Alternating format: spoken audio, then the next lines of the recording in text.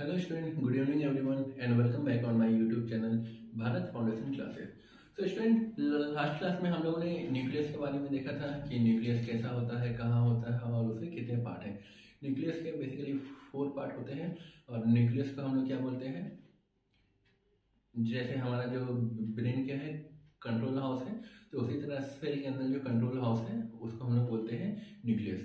तो जितना भी एक्टिविटीज हो जाएगा कंट्रोलर वही कंट्रोल करेगा न्यूक्लियस। ठीक है स्टूडेंट, तो आज हम लोग स्टार्ट करने वाले हैं साइटोप्लाज्म। तो स्टूडेंट, साइटोप्लाज्म को स्टार्ट करने से पहले एक छोटा सा डिस्कशन कर लेते हैं प्रोटोप्लाज्म के बारे में। तो आखिर प्रोटोप्लाज्म होता क्या है?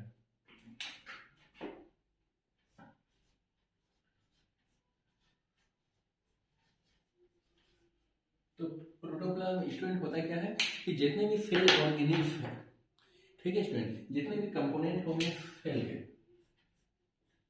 All the component of cell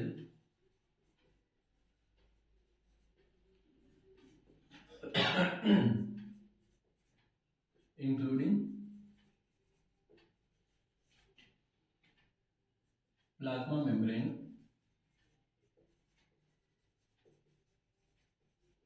constitute protoplasm.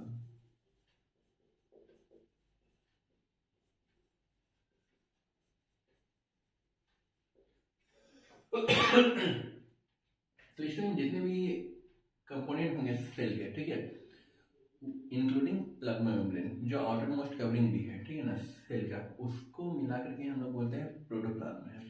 तो इसमें प्रोटोप्लाज्म का कुछ कैरेक्टरिस्टिक भी होगा। ये क्या है, एक तरह का फ्लूइड लाइक स्ट्रक्चर है। मतलब ये हो जाएगा तो आपका फ्लूइड लाइक स्ट्रक्चर, और इसका कलर क्या होता है स्टूडेंट? अच्छा हाँ, जो फ्लूइड लाइक स्ट्रक्चर है तो इसको क्या है, थोड़ा सा चिपचिपा है, ठीक है ना, थोड़ा सा डेंसिटी ज़्यादा है एज कम्पेयर टू वाटर। तो हम लोग इसको बोलते हैं विस्कस फ्लूइड, ठीक है। विस्कस फ्लूइड है और कलरलेस भी होगा, ठीक है। ठीक है स्टूडेंट, तो इसका प्रॉपर्टी यही है कि ये फ्लूइड लाइक स्ट्रक्चर है जो थोड़ा सा चिपचिपा है, इसलिए इसको हम लोग बोलते हैं विस्कस फ्लूइड। और आपका ये थोड़ा सा क्या होगा कि कलरलेस भी है, ठीक है। तो स्टूडेंट, इसके बाद हम लोग स्टार्ट करने वाले हैं साइटोप्लाज्म, ठीक है। तो एक हेडिंग दे दीजिए।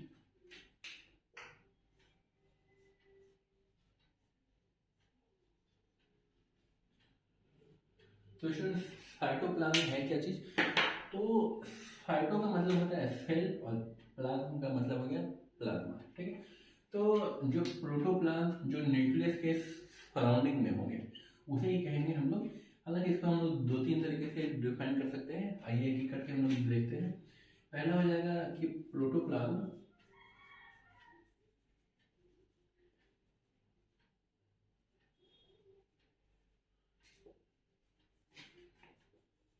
Surrounding the nucleus is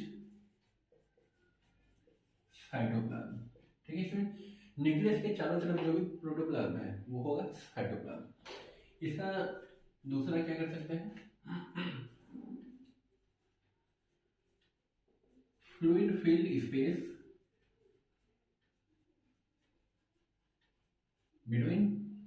student, हम लोगों ने जैसे एक छोटा सा स्ट्रक्चर हम लोग बना लेते हैं सेल का। तो ये था हमारा न्यूक्लियस और ये था हम लोगों का प्लाज्मा मेम्ब्रेन, और जितना भी ये खाली स्पेस था ये था साइटोप्लाज्म, ठीक है स्टूडेंट। तो हम लोग लिख सकते हैं कि fluid field space between nuclear membrane and plasma membrane. Nuclear membrane और प्लाज्मा मेम्ब्रेन के बीच में जो भी खाली जगह है तो उस एम्प्टी स्पेस को हम लोग बोलेंगे साइटोप्लाज्म, ठीक है। तो fluid field space between nuclear membrane,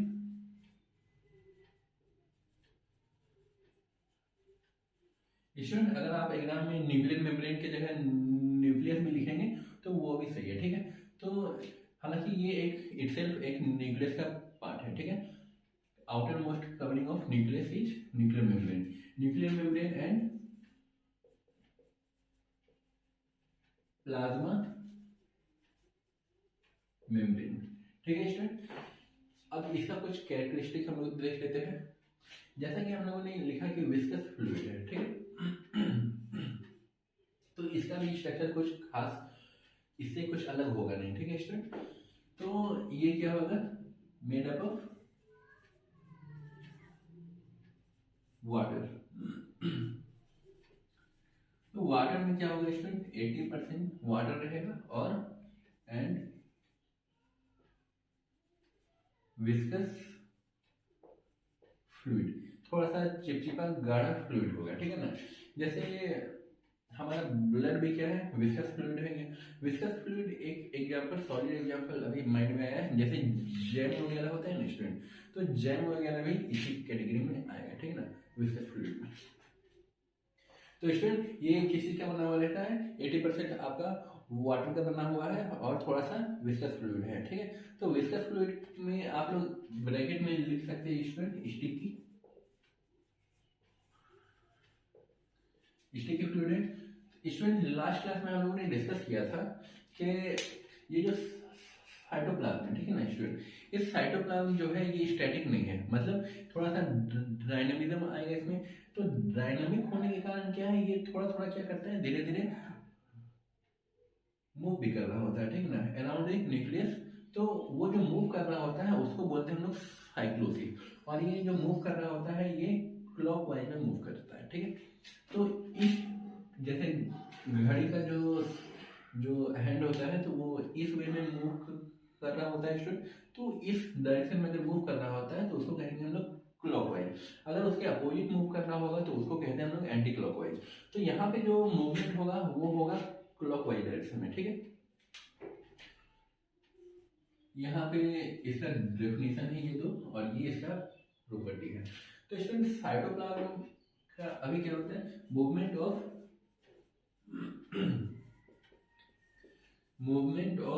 cytoplasm is known as, student known as को K/A करके भी लिखते हैं, ठीक है, नोन एज साइक्लोसिस। और इसी में जो मूवमेंट होगा वो कैसा होगा, मूवमेंट इज इन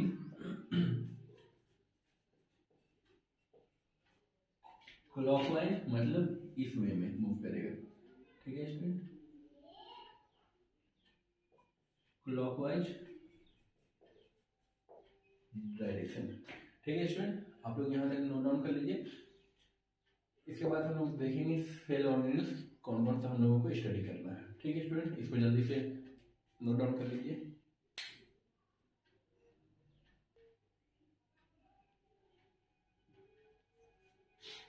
ठीक है स्टूडेंट, यहाँ तक आप लोगों ने कंप्लीट कर लिया होगा।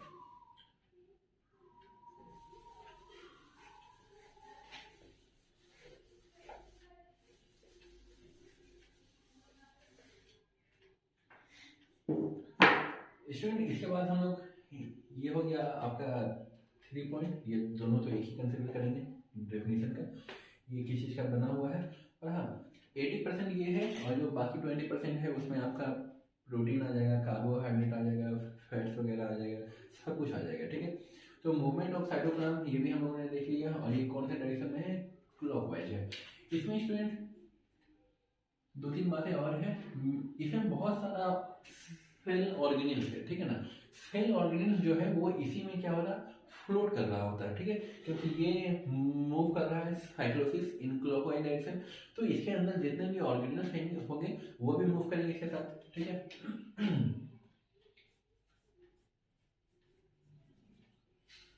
Cytoplasm contains many small organelles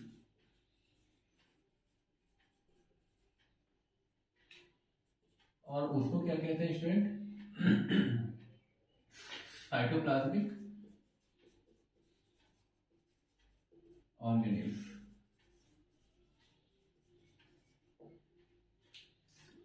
और ये जो साइटोप्लाज्म है, तो जितने भी सेल ऑर्गेनिल्स हैं वो सबको एक बेस प्रोवाइड कर रहा काम करने के लिए, ठीक है।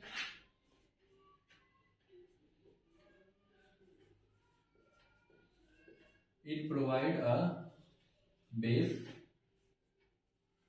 For normal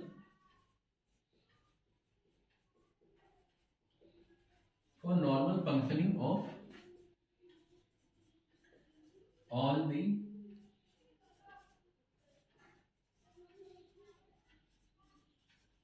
cell organelles. तो जितने भी सेल ऑर्गेनल्स हैं उन सबको एक बेस प्रोवाइड कर रहा है साइटोप्लाज्म। तो स्टूडेंट हम लोग ज़्यादा नहीं, जैसे दो चार नाम हम लोग पढ़ेंगे, जैसे एंडोप्लाज्मिक रेटिकुलम हो जाएगा, उसके जस्ट नेक्स्ट है गोल्जी एपेरेटस है, फिर लाइसोसोम है, माइटोकॉन्ड्रिया, प्लास्टिक, राइबोसोम, वैक्यूल्स, ये सब के बारे में हम लोग डिस्कस करने वाले हैं। ठीक है, तो स्टूडेंट हम लोग कह सकते हैं कि सेल ऑर्गेनल्स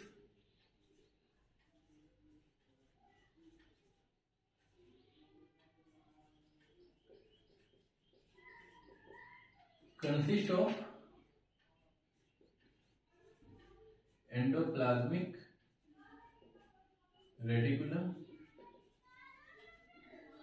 ठीक, न्यूक्लियस के जस्ट बाद का जो पोर्शन जो ऑर्गेनल्स आता है वो एंडोप्लाज्मिक रेटिकुलम होता है, और ये मोर और लेस न्यूक्लियस के बहुत क्लोज होता है। और सबसे बड़ा ऑर्गेनल्स स्टूडेंट हम लोगों ने देखा था कि सबसे छोटा ऑर्गेनल्स राइबोसोम होता है। ठीक है, उसी तरह सबसे बड़ा ऑर्गेनल्स भी होगा कुछ, तो सबसे बड़ा ऑर्गेनल्स ये है। ठीक है, ये central part that is from nucleus से आपका प्लाज्मा मेम्ब्रेन तक टच करता है। ठीक है, तो एंडोप्लाज्मिक रेटिकुलम, एंडोप्लाज्मिक के जस्ट बाद क्या आ जाएगा, गोल्जी एपेरेटस।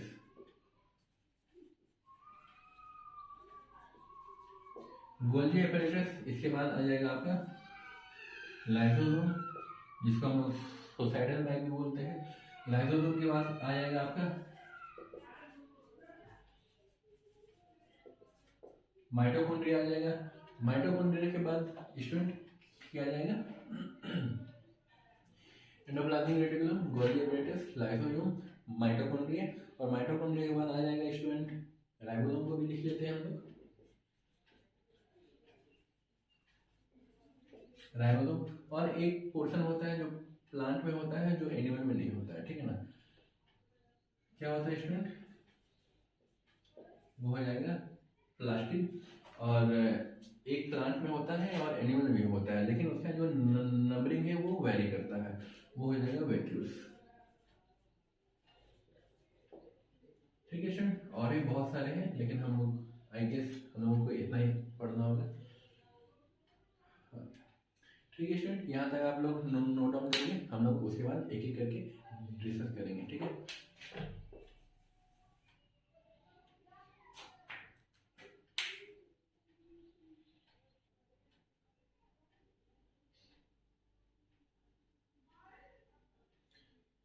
ठीक है स्टूडेंट, इसको जल्दी से नोट डाउन कर लीजिए।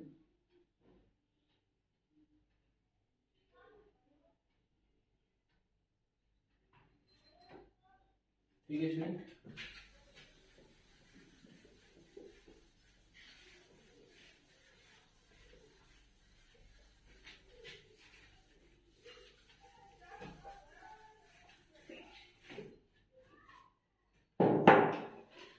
स्टूडेंट नंबर 1 पे हम लोग स्टडी करने जा रहे हैं एंडोप्लाज्मिक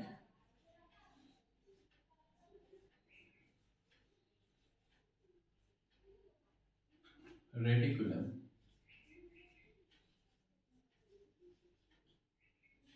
स्टूडेंट एंडोप्लाज्मिक रेटिकुलम जो है ये यहाँ पे खुद में कितने वर्ड है, 3 वर्ड है। हम लोग इसको एक एक करके समझते हैं। एंडो का मतलब हो जाता है inside,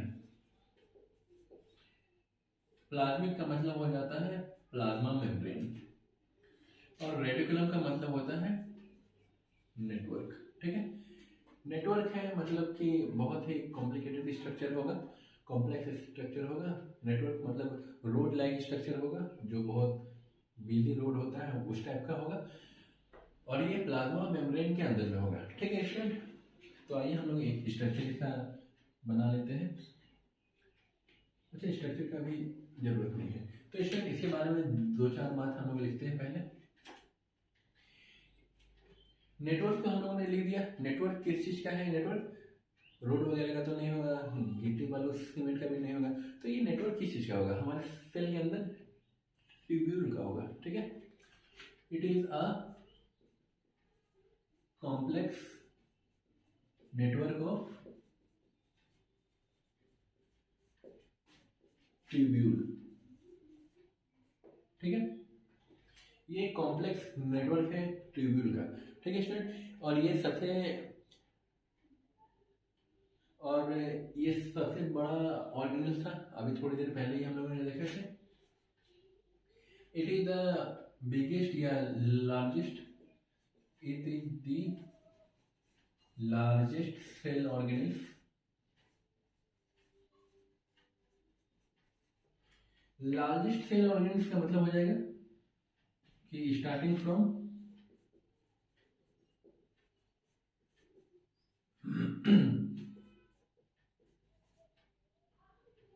nuclear membrane and extending up to plasma membrane. ठीक है स्टूडेंट, ये स्टार्ट कहाँ से होगा?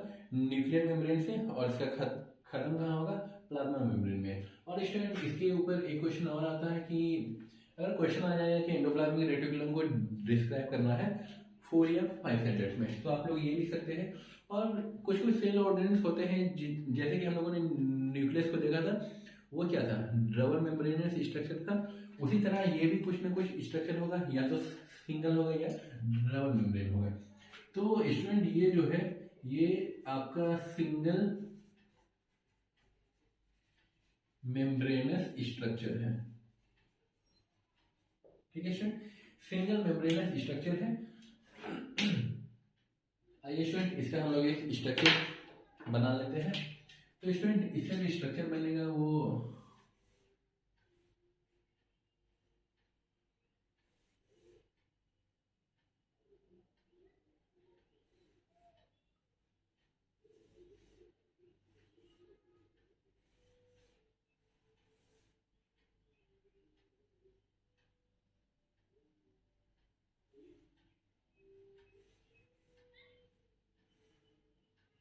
स्टूडेंट ये इसका स्ट्रक्चर है।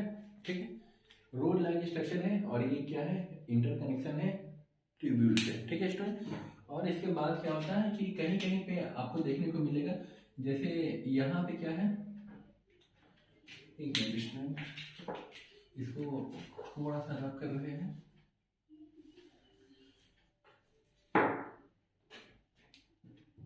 यहाँ पे शॉर्ट में लिख दीजिए, starting from nuclear membrane and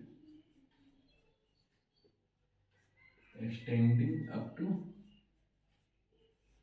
plasma membrane। ठीक है स्टूडेंट, जैसा कि थोड़ी देर पहले हम बता रहे थे कि न्यूक्लियस के जस्ट क्लोज अप्रोक्सीमेशन में ये रहता है स्टूडेंट, तो हम लोग कह सकते हैं क्या कि ये न्यूक्लियस है।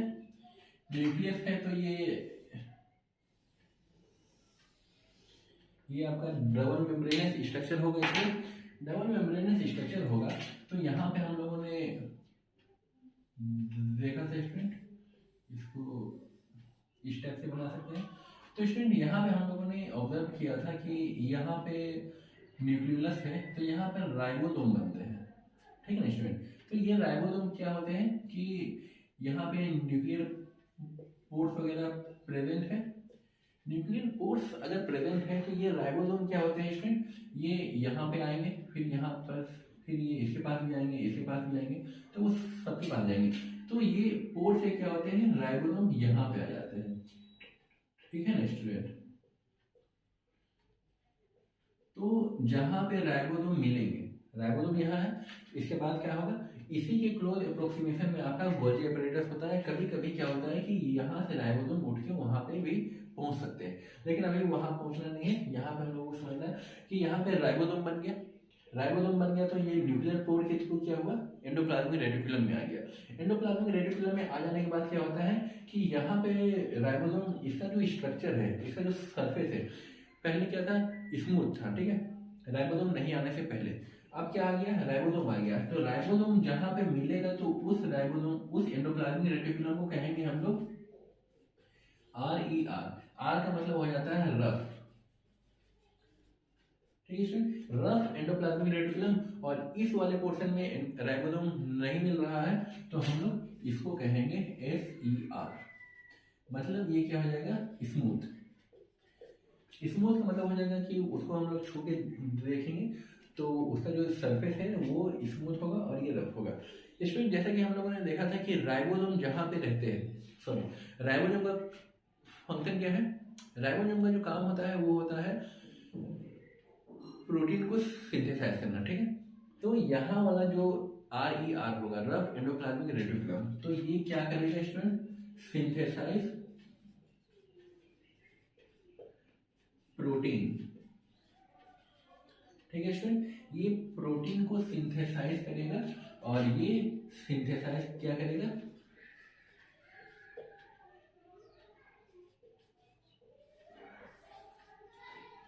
लिपिड को सिंथेसाइज करेगा, मतलब एक तरह का बोल सकते हैं फैट हो गया, कोलेस्ट्रॉल हो गया, वो ये सबको वो सिंथेसाइज करेगा, ठीक है स्टूडेंट। ये रहा इसका स्ट्रक्चर। तो ये सिंगल मेम्ब्रेनस स्ट्रक्चर था, और सिंगल मेम्ब्रेनस स्ट्रक्चर में हम लोग देखेंगे क्या कि ये इसका अपीयरेंस को भी हम लोग लिख लेते हैं, present in both animal and plant cell, ठीक है स्टूडेंट। ये एनिमल सेल और प्लांट सेल दोनों में ही पाए जाएंगे, और यही चीज हम लोग लिख लेते हैं, ठीक है। On the basis of smoothness and roughness, on the basis of surface लिख लेते हैं, on the basis of surface smoothness we have two type of endoplasmic reticulum. Student endoplasmic reticulum को शॉर्ट में ER भी लिखते हैं, ठीक है ना, एंडोप्लाज्मिक रेटिकुलम, ठीक है। EPR मत लिख दीजिएगा, ये एक वर्ड है, ठीक है ना। हालांकि इसको हम लोग दो अलग अलग वर्ड में क्या है, इस समझाने के लिए इसको अलग अलग वर्ड में ब्रेक किए हैं। तो स्टूडेंट यहाँ पे क्या हो जाएगा, नंबर 1 के केस में rough endoplasmic reticulum, rough endoplasmic reticulum में क्या होगा, रफ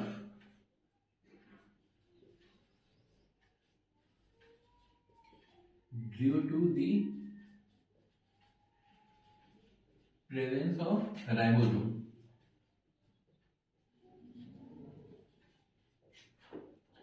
इसका स्टूडेंट फंक्शन भी यहीं पे लिख देते हैं, ठीक है।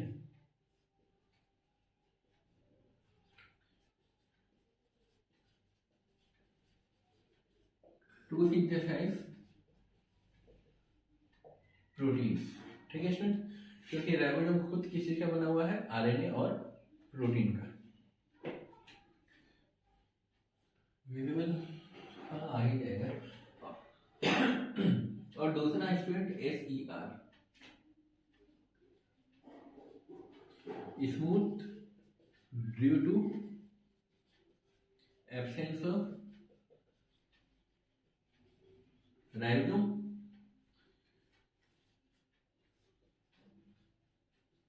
और इसका फंक्शन हो जाएगा टू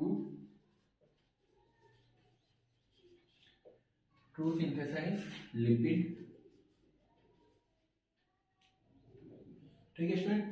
यही था हमारा एंडोप्लाज्मिक रेटिकुलम के बारे में, और इसका फंक्शन हम लोग देख लेंगे, एंडोप्लाज्मिक रेटिकुलम का काम क्या है, क्योंकि ये लिपिड को सिंथेसाइज कर रहा है, प्रोटीन को सिंथेसाइज कर रहा है। तो हम लोगों ने देखा था स्टूडेंट ये इसके चारों तरफ क्या है, प्लाज्मिक मतलब प्लाज्मा मेम्ब्रेन है, और प्लाज्मा मेम्ब्रेन जो है वो किस चीज का बना हुआ होता है, लिपिड और फैट का। हम लोगों ने 1972 में जो एक साइंटिस्ट आए थे तो उनके बारे में हम लोगों ने देखा था कि सिंजर और निकोलसन ने फ्लूइड मोजेक थ्योरी को प्रपोज किया था। तो फ्लूइड मोजेक थ्योरी के हिसाब से क्या कहता है कि जो प्लाज्मा मेम्ब्रेन है वो बाइलेयर लिपिड और जो प्रोटीन मॉलिक्यूल्स है उसमें इम्बेडेड है, ठीक है। Sandwich molecule, sorry sandwich structure भी बोल सकते हो उसको।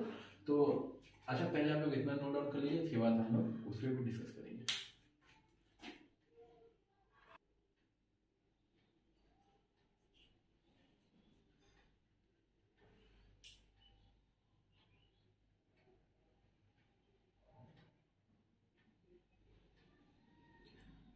ठीक है स्टूडेंट, इसको पॉज करके आप लोग लिख लीजिएगा, हम आगे बढ़ते हैं।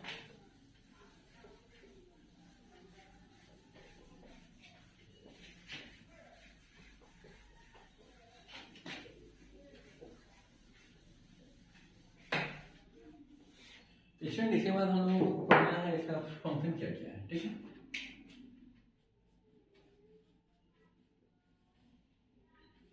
Function of endoplasmic reticulum. तो स्टूडेंट पहला फंक्शन तो यही हम लोग लिख देंगे, इट्स सिक्रीशन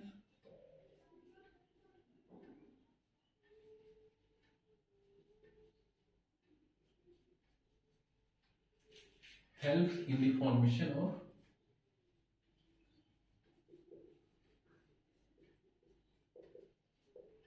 प्लाज्मा मेम्ब्रेन, ठीक। दूसरा हो जाएगा student RER synthesize protein and SER synthesize lipid। और इसका क्या लिखा था स्टूडेंट, हाँ, सॉफ्ट एंडोप्लाज्मिक रेटिकुलम का जो सिग्रेशन है lipid, SER secretion helps in detoxification from poisonous or waste substance. जो भी बॉडी में अगर पॉइजनस सब्सटेंस बन गया है तो वो क्या करेगा, सिंथेसिस एसईआर का जो सिंथेसिस है वो उसको न्यूट्रलाइज करने में हेल्प करेगा, ठीक है स्टूडेंट। और इसमें की क्या लिख सकते हैं, डिटॉक्सिफिकेशन हो गया, प्लाज्मा मेम्ब्रेन हो गया, और स्टूडेंट और इसमें हालांकि लिखने का तो बहुत कुछ लिख सकते हैं, लेकिन आपके लिए बस इतना ही काफ़ी है, ठीक है स्टूडेंट। इसको नोट डाउन कर लीजिए। हम लोग अगले ऑर्गेनेल्स जिसे गोल्गी अपरेटस कहते हैं उसमें हम लोग आते हैं, ठीक है स्टूडेंट। इसको जल्दी से लिखिए।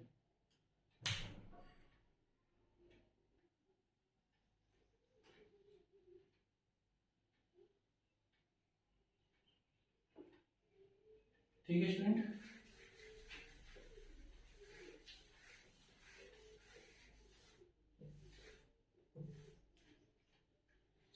अगला जो हम लोग पढ़ने जा रहे हैं स्टूडेंट वो है गोल्गी अपैरेटस।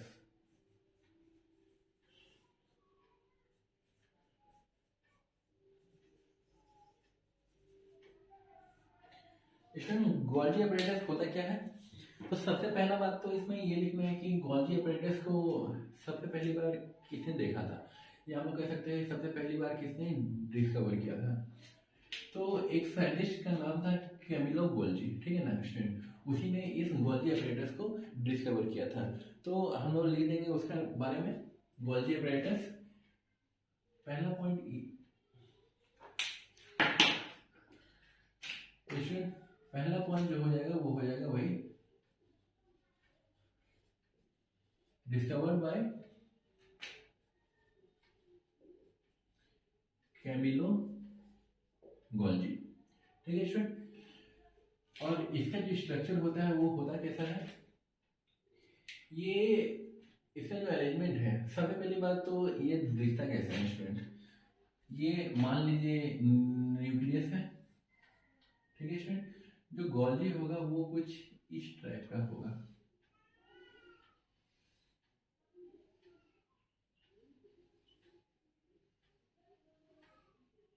ठीक है स्टूडेंट। और इसमें किसी किसी में क्या होता है, पोर्स भी देखने को मिलेगा, ठीक है। तो ये ट्यूब लाइक स्ट्रक्चर है या फिर सैक लाइक स्ट्रक्चर भी बोल सकते हैं, which are arrange parallel to each other, ठीक है स्टूडेंट। तो यहाँ पे लिख सकते हैं हम लोग tube like structure arranged parallelly to each other। ठीक है स्टूडेंट, इसमें दो फेज होते हैं, ठीक है ना स्टूडेंट। एक फेज ये हो गया जो न्यूक्लियस के करीब है, और दूसरा जो प्लाज्मा मेम्ब्रेन के करीब है। ठीक है स्टूडेंट, मान लेते हैं ये प्लाज्मा मेम्ब्रेन है, ठीक है ना, या फिर सेल मेम्ब्रेन या प्लाज्मा मेम्ब्रेन है। तो स्टूडेंट, जो पार्ट न्यूक्लियस के करीब है तो उसको कहते हैं हम लोग ट्रांसफेज, ठीक है। और जो प्लाज्मा मेम्ब्रेन के करीब है, जो सेल मेम्ब्रेन के करीब है, उसको हम लोग कहेंगे सिस फेज। ठीक है स्टूडेंट, इसमें कुछ खास नहीं है। अगर आप लोग फिजिक्स में पढ़ेंगे मिरर, तो एक क्या होता है, कॉन्केव साइड होता है और दूसरा कॉन्वेक्स साइड होता है, ठीक है ना स्टूडेंट। तो उसी को हम लोग अब क्या पढ़ेंगे, सिस फेज और ट्रांसफेज। ठीक है, तो tube like structure arrange parallelly to each other, ठीक है। इट हैज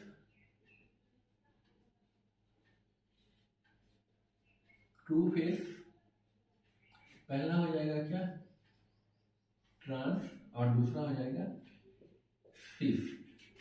ट्रांस फेज क्या हो जाएगा, क्लोज टू न्यूक्लियर मेम्ब्रेन, और ये हो जाएगा क्लोज टू प्लाज्मा मेम्ब्रेन। ठीक है स्टूडेंट, इसमें दो फेज होंगे, एक हो जाएगा सिस फेज और दूसरा हो जाएगा ट्रांस फेज। तो स्टूडेंट, यहाँ पे जो एनिमल में और प्लांट में थोड़ा सा सिर्फ डिफर है। एनिमल में क्या है कि वो अरेंज होगा स्टॉक लाइक, ठीक है। स्टॉक का मतलब होता है एक के ऊपर एक, ठीक है।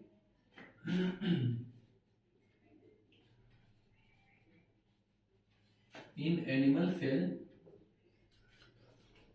तो गोल्जी एपेरेटस, इसको हम लोग बोलते हैं गोल्जी एपेरेटस, और वो वाला हो जाता है गोल्जी बॉडी। ठीक है स्टूडेंट, तो in animal cell Golgi apparatus are arranged in a stalk like, ठीक है ना। स्टॉक का मतलब हो जाएगा कि जैसे आप लोगों ने किया होगा कि पाइल्स ऑफ कॉइन, एक कॉइन के ऊपर अगला कॉइन को रखते जाइएगा, तो ये हो जाता है स्टॉक। ठीक है स्ट्रक्चर स्टूडेंट, और इन प्लांट्स के केस में थोड़ा सा अलग है। इट मे बी, ठीक है ना स्टूडेंट, मे बी मतलब हो भी सकता है, नहीं भी हो सकता है। It may be arrange, it may be scattered, it may be scattered individually,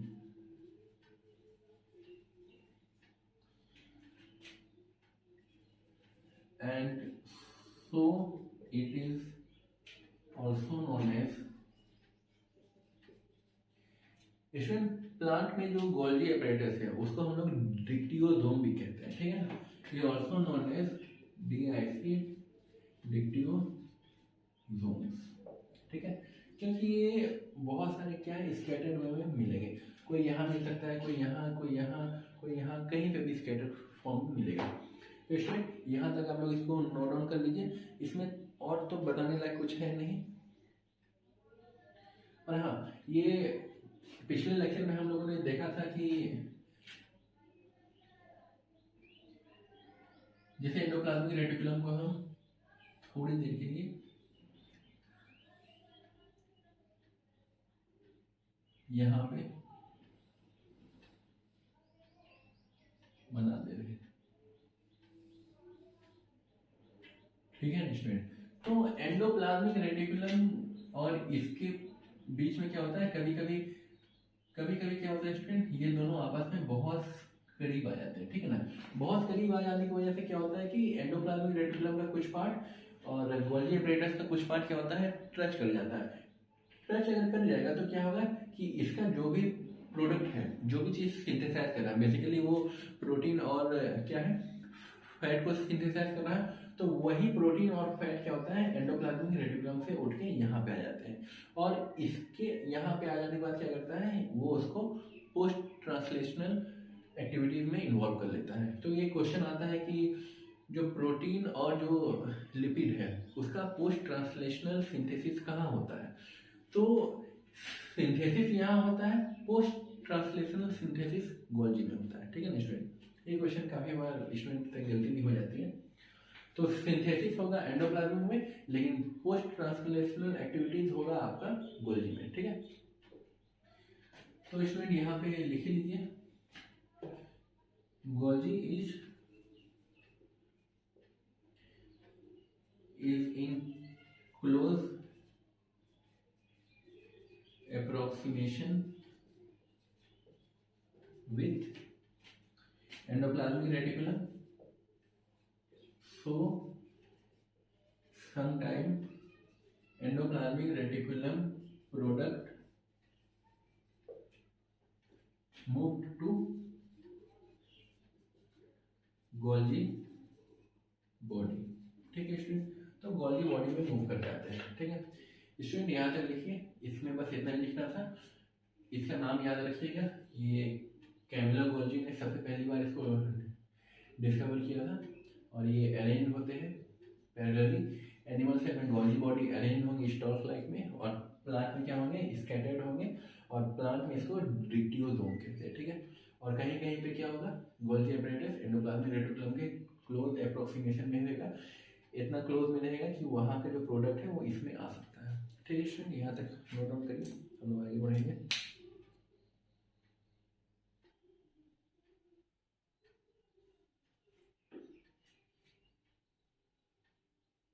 ठीक है स्टूडेंट,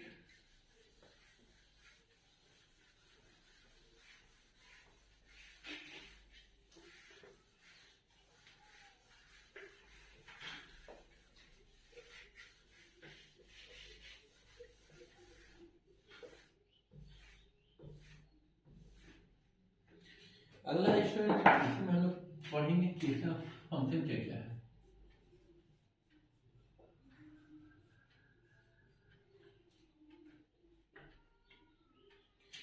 स्टूडेंट जैसा कि हम लोगों ने देखा था कि एंडोप्लाज्मिक का कुछ सब्सटेंस यहाँ पे आ जाता है, तो यहाँ पे लिख देंगे हम लोग, यहाँ पे they helps in post translational of protein and lipid.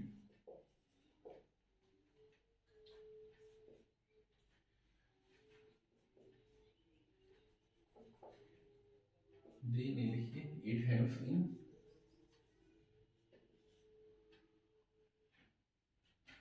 storage and modification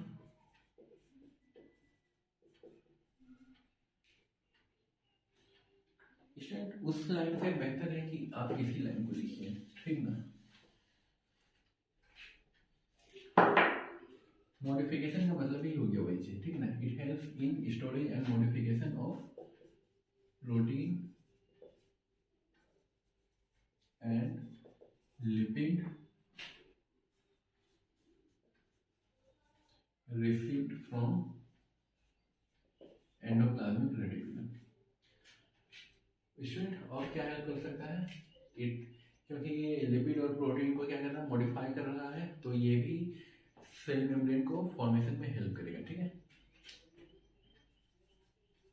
also help और कंट्रीब्यूट इन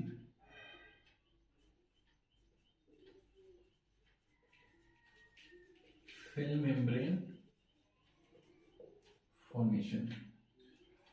स्टूडेंट इसमें एक और चीज है, फंक्शन में क्या है, लाइसोसोम जो है वो यहीं से फॉर्म होता है। ठीक है, it also helps in the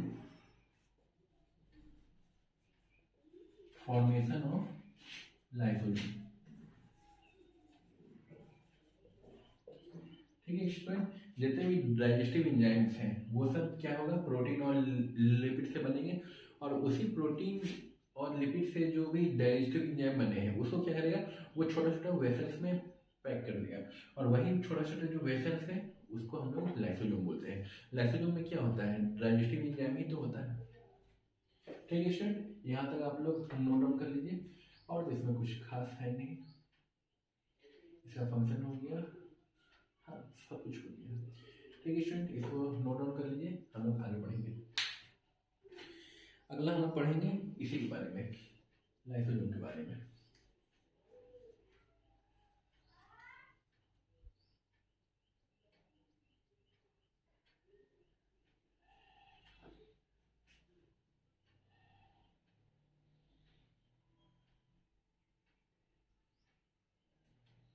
ठीक है स्टूडेंट,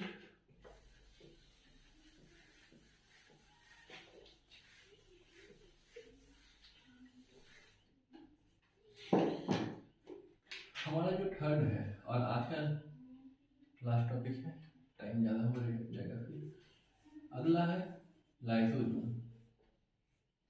इसको कहते क्या है, सुसाइडल बैग है। क्यों? क्योंकि इसमें डाइजेस्टिव एंजाइम होता है, और डाइजेस्टिव एंजाइम होने की वजह से क्या है कि अगर सेल को कोई खतरा होता है, ठीक है ना स्टूडेंट, अगर सेल को कोई खतरा होता है तो ये क्या करता है कि उस पूरे के पूरे सेल को डिसॉल्व कर देता है, ठीक है। या फिर अगर कोई भी इन्फेक्शन वगैरह, अगर अननेसेसरी सब्सटेंस अगर आ जाता है, अननेसेसरी सब्सटेंस का मतलब हो गया माइक्रोब्स वगैरह, तो एक तरह का डिफेंस मैकेनिज्म में भी हेल्प करता है। ठीक है स्टूडेंट, और इससे हम लोग फॉर्मेशन भी पढ़ेंगे, और फॉर्मेशन कैसे होता है नहीं होता है वो भी हम लोग देखेंगे। तो स्टूडेंट, हम लोग लाइसोसोम के बारे में हम लोग थोड़ा बहुत लिख लेते हैं, ठीक है। इसका स्ट्रक्चर होता कैसा है, इट इज, सबसे पहले तो लिखेंगे हम लोग it single membranes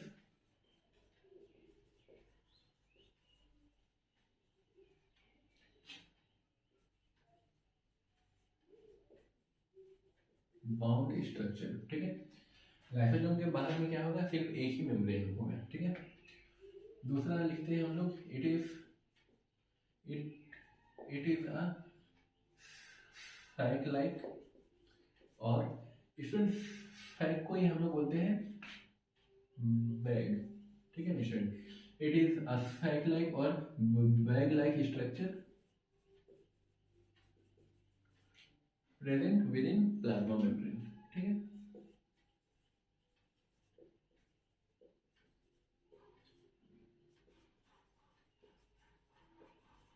plasma membrane, इसमें होता है क्या है स्टूडेंट, वो भी लिख लेते हैं एक लाइन में। इट कंटेन्स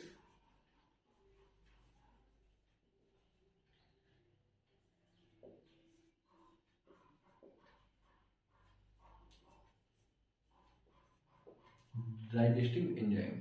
तो स्टूडेंट इसके अंदर होता क्या है, स्टूडेंट इसके अंदर होता है डाइजेस्टिव एंजाइम, ठीक है स्टूडेंट।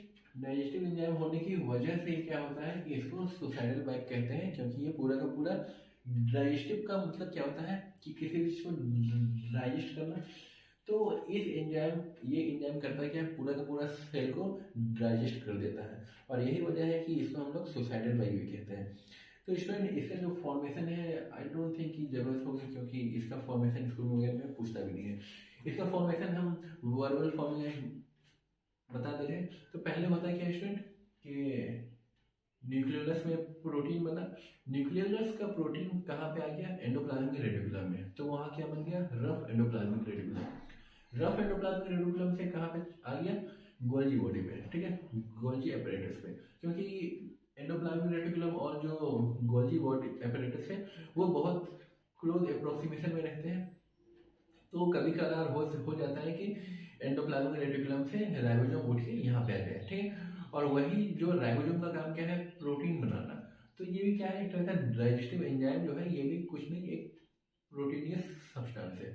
तो वही प्रोटीनियस सब्सटेंस क्या बनाता है, डाइजेस्टिव एंजाइम बनाता है, और वो एक सैक लाइक स्ट्रक्चर में जमा हो जाता है। सैक लाइक बोले तो बैग लाइक स्ट्रक्चर, और वही बैग लाइक स्ट्रक्चर क्या होता है, बाद में मेच्योर होने के बाद डिटैच हो जाता है गोल्जी अपरेटर से, और वो लाइसोसोम बन जाता है, ठीक है स्टूडेंट। इसका हम लोग सिग्निफिकेंस पढ़ेंगे। इसका सिग्निफिकेंस क्या है स्टूडेंट?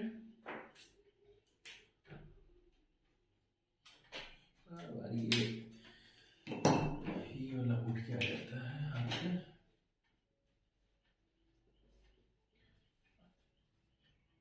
सिग्निफिकेंस स्टूडेंट इसका क्या हो जाएगा?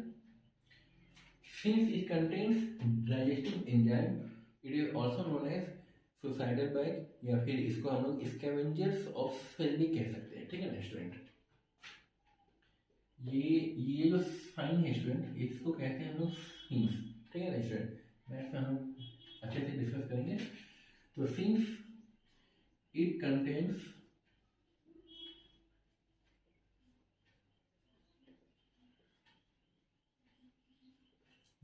digestive enzymes and it digest the whole cell। Student सबसे पहली बात तो ये होल सेल को डाइजेस्ट करता नहीं है, ये खुद को डाइजेस्ट करता है। और खुद क्या है? सिंगल मेम्ब्रेन है। खुद को खत्म करने के चक्कर में क्या होता है कि उसका सेल मेम्ब्रेन बस्ट हो जाता है, और वो सेल मेम्ब्रेन बस्ट हो जाने की वजह से अंदर का जो भी सिक्रीशन है, जो भी एंजाइम्स है, वो पूरा साइटोप्लाज्म में फैल जाता है। और साइटोप्लाज्म में फैल जाने की वजह से क्या होता है? पूरा का पूरा सेल खत्म हो जाता है, ठीक है? तो ये खुद को डिजॉल्व करने के चक्कर में पूरे सेल को खत्म कर देता है। Since it contains digestive enzyme and it digests the whole cell, it is known as suicidal bag of the cell। Student इसका दूसरा काम क्या होता है कि जो भी वेस्ट सब्सटेंस है या फिर जो भी हार्मफुल सब्सटेंस है, तो उसको क्या करता है उसको ये अपने अंदर एनगल्फ कर लेता है। जैसे कि वॉक्यूल्स वगैरह होता है ना, कि फूड वॉक्यूल्स हो गया या फिर एयर वॉक्यूल्स हो गया, तो इन द सेम वे इसको भी हम लोग क्या कह सकते हैं कि गार्बेज को डिस्पोज करता है ये, ठीक है ना? It also disposes garbage of cell. हो सकता है सेल के अंदर कुछ ऐसा चीज प्रोड्यूस हो गया होगा जो सेल को जरूरत नहीं होगा, तो वो क्या करता है? एनगल्फ कर लेता है। एनगल्फ करना मतलब उसको खा जाता है, ठीक है? तो dispose garbage of the cell, it is also known as scavengers. Student scavengers आप लोग जानते होंगे, जैसे कुछ वर्ड्स वगैरह हैं जिसको हम लोग स्कैवेंजर्स कहते हैं। जैसे वल्चर हो गया, ठीक है? तो वल्चर क्या है? जो भी मरा हुआ चीज या फिर सड़ा हुआ चीज या फिर कोई भी चीज होता है नेचर में पाया जाता है, ठीक है? तो उसको क्या करता है? उसको खत्म कर देता है, उसको खा लेता है। तो खा जाने के बाद क्या होता है कि वो नेचर से क्लीन हो गया, तो उसको स्कैवेंजर्स बोलते हैं, स्कैवेंजर्स बर्ड। तो in the same way lysosome करता क्या है? जो भी गार्बेज होता है उसको डिस्पोज ऑफ कर देता है, इसीलिए लाइसोसोम को हम लोग स्कैवेंजर्स ऑफ द सेल भी कह सकते हैं। ठीक है स्टूडेंट, यहाँ तक आई डोंट थिंक कोई दिक्कत होनी चाहिए। ठीक है स्टूडेंट, यहाँ तक लिखिए। इसके बाद हम लोग छुट्टी ले ही लेते हैं छुट्टी। आप लोग इसको पॉज करके लिखिए। ठीक है स्टूडेंट, मिलते हैं अगले क्लास में। आज हम लोगों के पास एंडोप्लाज्मिक हो गया, उसके बाद हम लोगों ने गोल्जी को पढ़ लिया, उसके बाद हम लोगों ने लाइसोसोम को पढ़ लिया। नेक्स्ट क्लास में ख़त्म कर देंगे इस चैप्टर को, ठीक है ना? क्योंकि बहुत ज़्यादा लंबा लेके जाना नहीं है। बचा ही क्या है हमारे पास? माइटोकॉन्ड्रिया बचा हुआ है। और हाँ, एक प्लांट में प्लास्टिड को ब्रीफली डिस्कस करेंगे कि उसमें 3 टाइप के प्लास्टिड होते हैं, जो ल्यूकोप्लास्ट, क्रोमोप्लास्ट, क्लोरोप्लास्ट, ठीक है? उसके बाद हम लोग वोक्यूल्स के बारे में थोड़ा बहुत डिस्कस करेंगे। वोक्यूल्स के बारे में बहुत ज़्यादा नहीं पढ़ना, ठीक है स्टूडेंट? यहाँ तक आप लोग लिख लीजिए।